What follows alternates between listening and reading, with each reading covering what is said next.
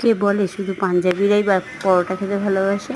বাঙালিরাও প্রচুর পরোটা খেতে ভালোবাসে। তাই তো আজকে ছেলের বায়না মেটাতে গাজরের পরোটা বানিয়ে ফেললাম। সত্যি একটু মিষ্টি মিষ্টি খেতে, কিন্তু তার সাথে যে ঝাল ঝাল টমেটোর চাটনিটা বানানো হয়েছে গাজরের পরোটার সাথে টমেটোর চাটনি দিয়ে, সত্যি দুর্দান্ত লাগে। তোমরাও বানিয়ে খেতে পারো। রেসিপিটা তো দেখিয়ে দিলাম। আর যদি জানতে ইচ্ছা হয় তাহলে কমেন্ট করো, রেসিপি বলে দেবো।